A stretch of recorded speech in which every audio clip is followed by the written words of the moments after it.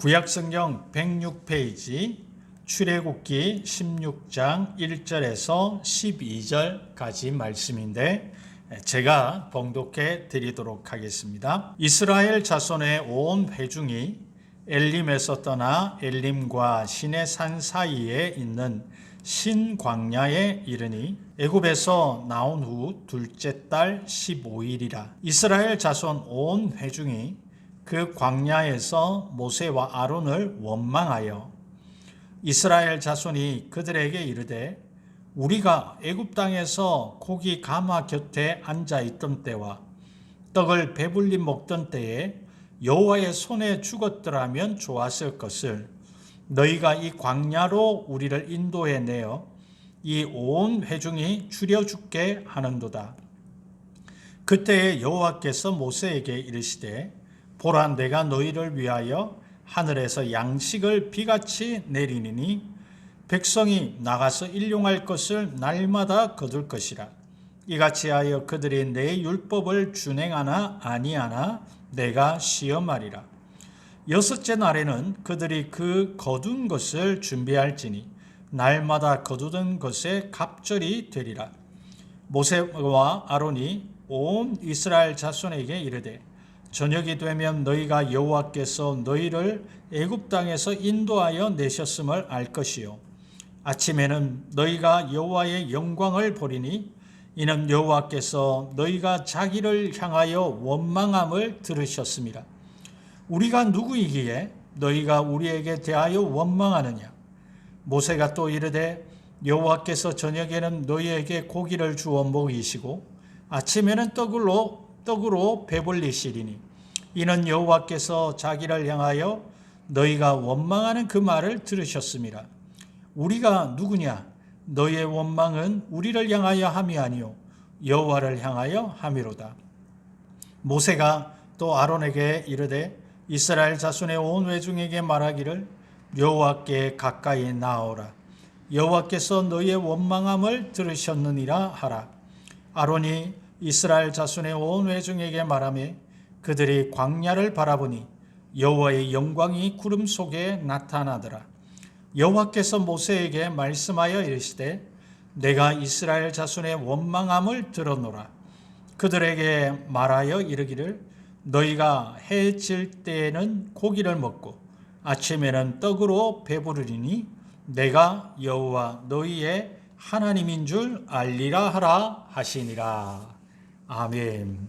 오늘 좀 긴 본문이지만 오늘 읽은 출애굽기 16장 1절에서 12절의 말씀을 함께 나누면서 원망의 말과 믿음의 말, 원망의 말과 믿음의 말이라는 제목으로 하나님의 말씀을 함께 나누고자 합니다. 여러분에게 먼저 질문을 한 가지 드리면 여러분은 평소에 여러분이 쓰시는 말이 또 말 습관이 긍정적이십니까? 아니면 부정적이십니까? 여러분은 그리스도인으로서 믿음의 말을 많이 하시는 것 같습니까? 아니면 원망하고 불평하는 말을 많이 하시는 것 같습니까? 오늘 본문에서 이스라엘 백성들은 불평의 말, 원망의 말을 하는 것을 볼 수가 있습니다. 대표적으로 출애굽기 16장 3절에 보면 이스라엘 자손이 그들에게 이르되 우리가 애굽 땅에서 고기 가마 곁에 앉아 있던 때와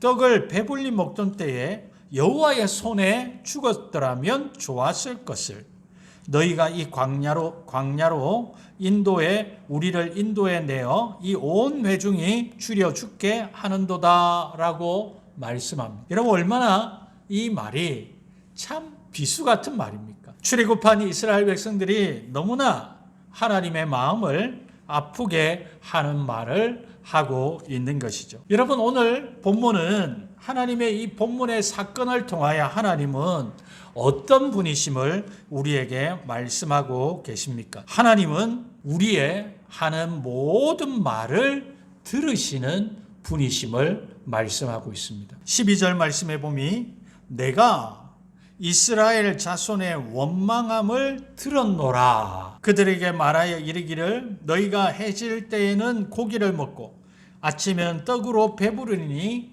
내가 여호와 너희의 하나님인 줄 알리라 하라 하시니라 라고 했습니다. 너희의 원망함을 들었노라 라고 했을 때 이 원망이라고 하는 히브리어는 텔루라라는 단어인데 이거는 중얼거림, 불평의 소리, 속삭임을 의미하는 것입니다. 그리고 들었노라 라고 하는 히브리어는 샤마라고 하는 단어인데 이것은 듣다, 경청하다, 주의를 기울이다 라는 의미입니다. 그러므로 하나님은 우리의 모든 말하는 것을 주의를 기울여 들으시는 분이심을 말씀합니다. 시편 139편 4절 말씀에 이런 말씀이 있습니다. 우리 다 함께 읽어보도록 하겠습니다. 시작. 여호와여 내 혀의 말을 알지 못하시는 것이 하나도 없으시니이다. 하나님은 이 말씀은 우리의 모든 말하는 것을 하나님은 아신다라고 하는 뜻이죠. 옛날에 박만득이라고 하는 백정이 살았다고 합니다. 어느 날 두 양반이 그에게 고기를 사러 왔습니다. 그 중에 한 양반이 평소에 하던 습관대로 이렇게 이야기를 했습니다. 야, 만드가 고기 한 근 다오 라고 말했습니다. 만득은 네 하며 고기를 한 근 내주었습니다. 그 옆에 있던 다른 양반이 이렇게 말했습니다. 박서방 고기를 한 근 주게 라고 부드러운 음성으로 말했습니다. 그러니까 이 박만드기가 주는 고기가 언뜻 봐도 먼저 산 양반의 것보다 훨씬 더 크게 보였습니다. 똑같이 한 근이라고 말했는데 차이가 많이 나자 앞에 양반이 화가 나 따졌습니다.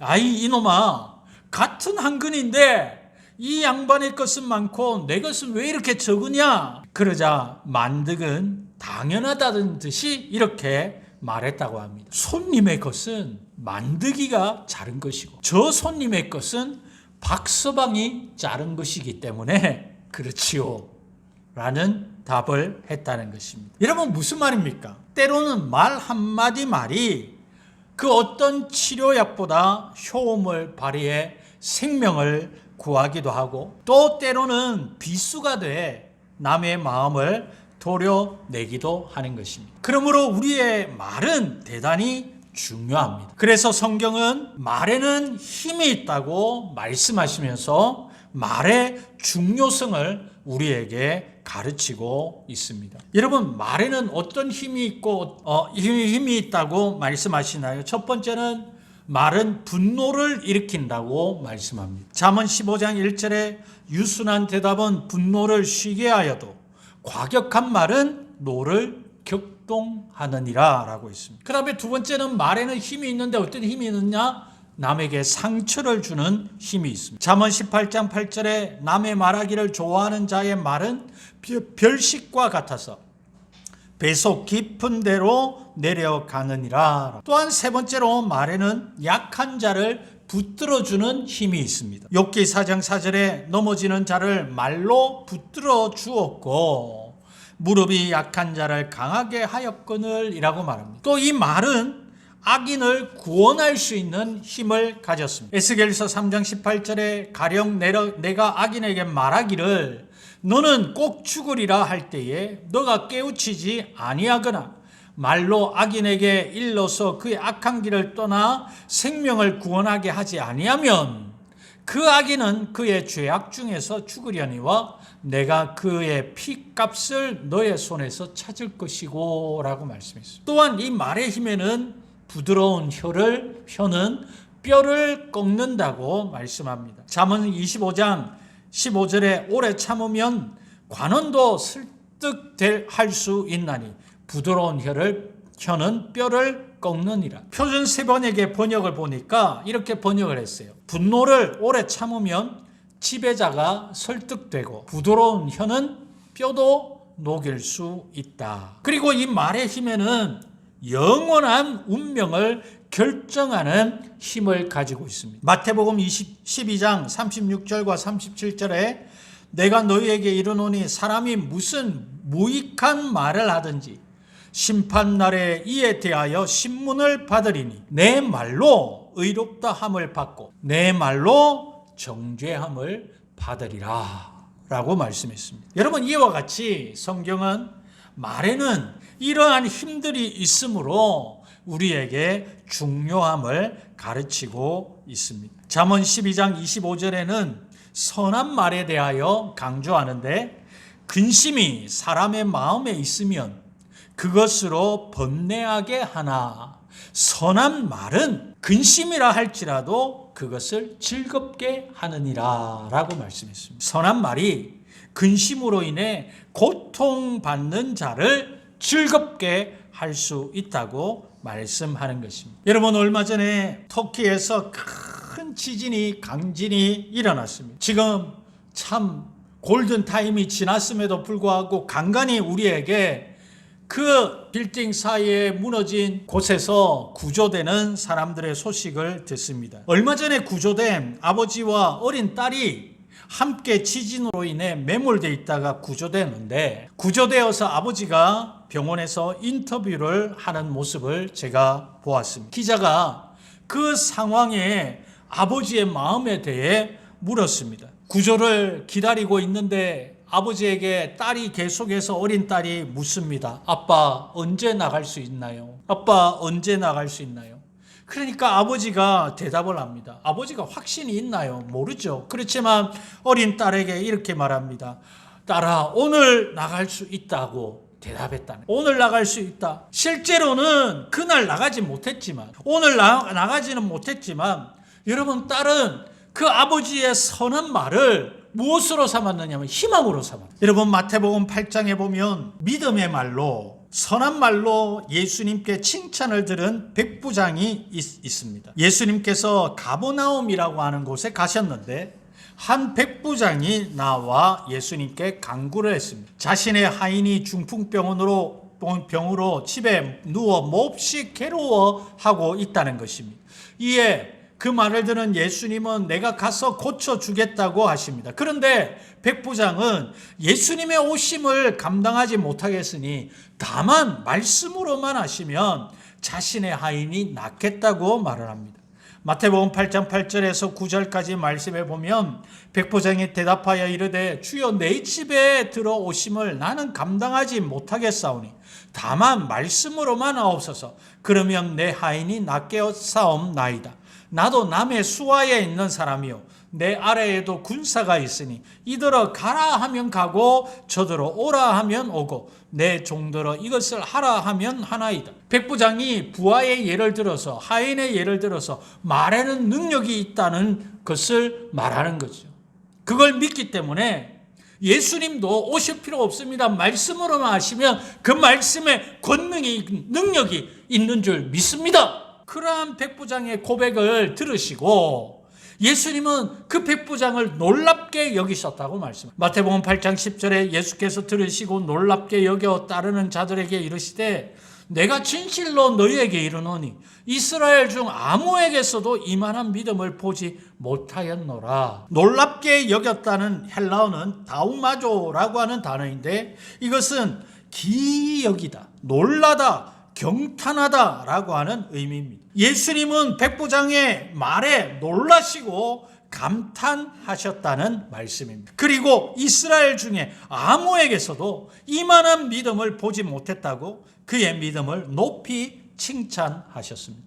사랑하는 성도 여러분, 원망함으로 하나님의 마음을 아프시게 했던 출애굽한 이스라엘 백성들, 믿음의 말로, 선한 말로 예수님의 칭찬을 들은 백부장의 말은 너무나 대조를 이루고 있는 것입니다. 책에 기록된 이런 내용을 읽어보았습니다.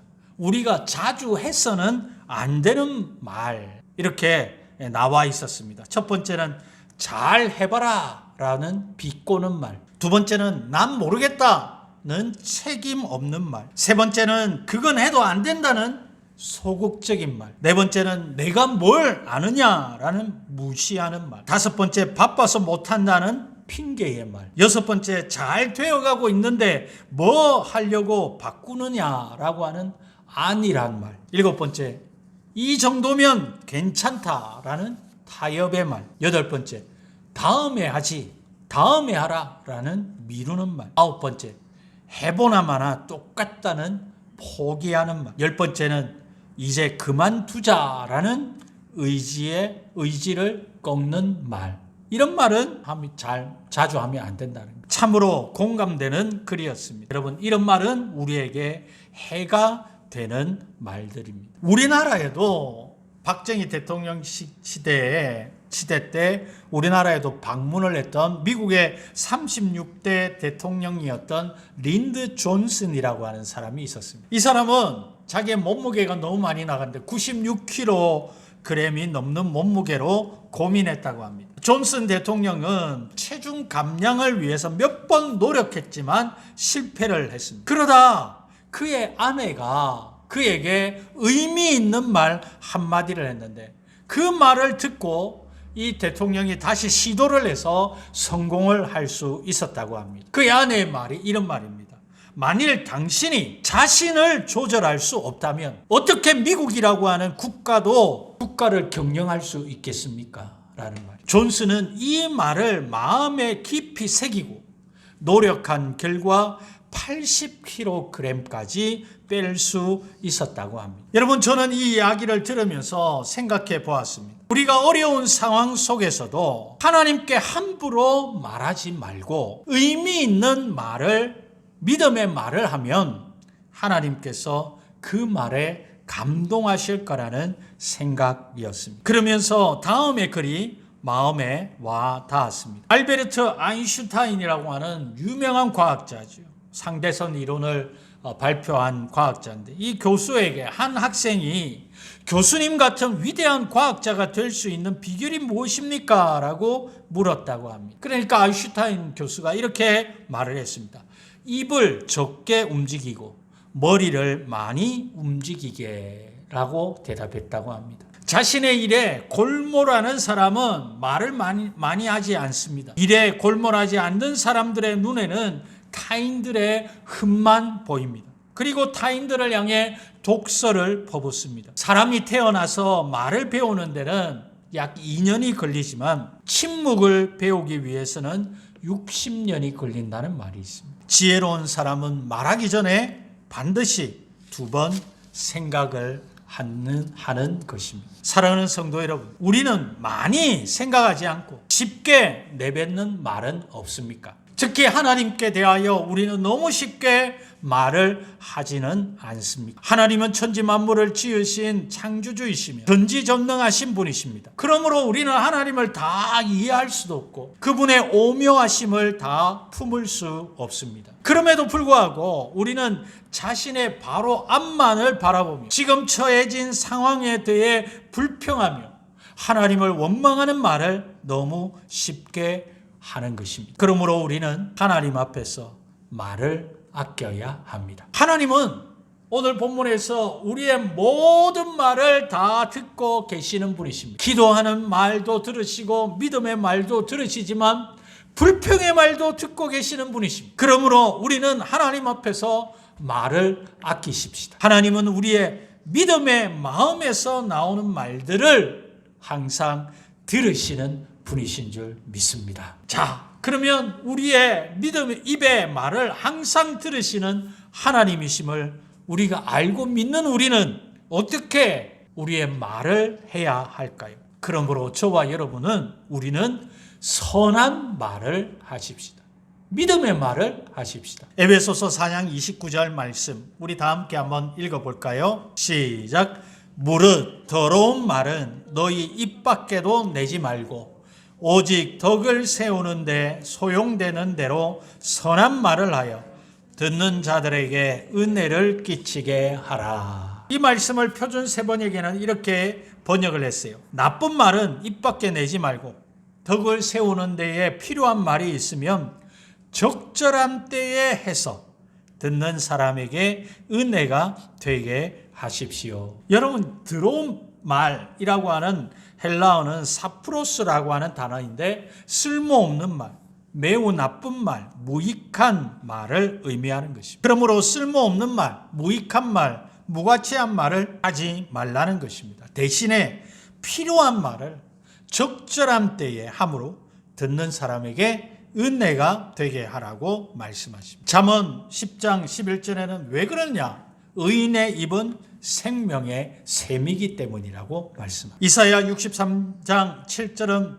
내가 여호와께서 우리에게 베푸신 모든 자비와 그의 찬송을 말하며 그의 사랑을 따라 그의 많은 자비를 따라 이스라엘 집에 베푸신 큰 은총을 말하리라. 할렐루야. 하나님의 자비하심을 말하시기 바랍니다. 하나님을 찬송하는 말을 하시기를 바랍니다. 하나님의 그 많은 자비를 따라 나의 집에, 나와 나의 자손에게, 나의 가정에, 우리 교회에, 이 나라와 이 민족에 베푸신 큰 은총을 말하는 저와 여러분 되기를 주님의 이름으로 축복합니다. 마가복음 9장에 보면요, 귀신 들린 아이의 아버지가 고침받기 위해 아이를 데리고 예수님께 찾아왔습니다. 예수님이 언제부터 이렇게 되었느냐고 물으셨습니다. 그 아버지는 어릴 때부터라고 대답하며 다음과 같이 예수님께 말합니다. 마가복음 9장 22절에서 보니까 귀신이 그를 죽이려고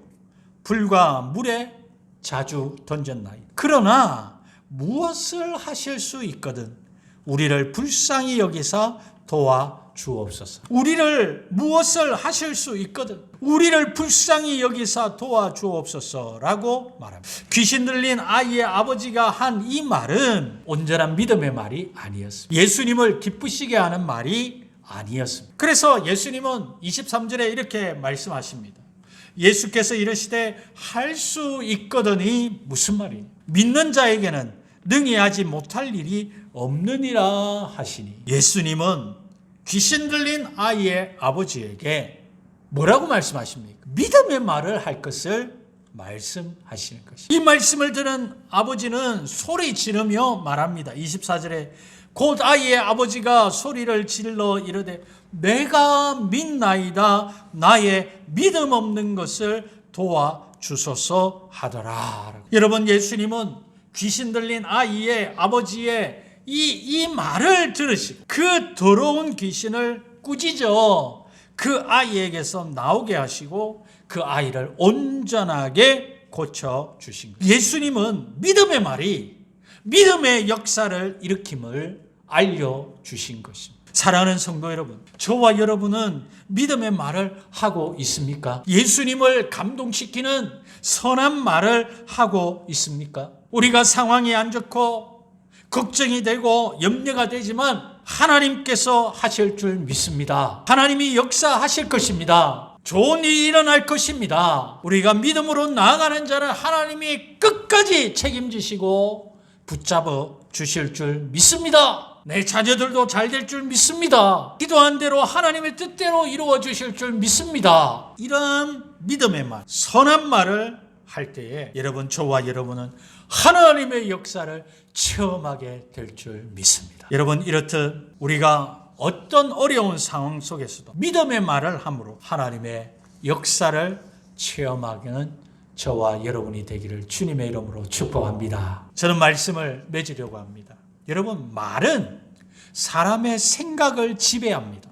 그런 힘이 있습니다. 그리고 행동의 방향을 결정합니다. 그만큼 내가 어떤 말을 하느냐는 것은 대단히 중요합니다. 그래서 성경은 말의 중요함과 말의 힘에 대해서 우리에게 가르치시는 것입니다. 오늘 본문에서 출애굽한 이스라엘 백성들은 하나님을 원망했습니다. 그런데 하나님은 그 원망의 소리를 다 들으셨습니다. 하나님은 사람의 하는 말의 소리를, 말을 다 듣고 계시는 분이십니다. 사람은 어떻습니까? 듣기 싫은 말을 들을 때 기분이 좋지 않습니다. 하나님도 불신앙의 말, 원망의 말, 불평의 말을 할 때에 그 소리를 원치 않으시는 것입니다. 다만 어떤 상황 속에서 믿음으로, 믿음의 말, 선한 말로 하나님을 드러내시기를 원하시는 것입니다. 그렇습니다. 살아계신 하나님은 우리의 믿음의 말을 통해서 역사하시는 분이십니다. 그러므로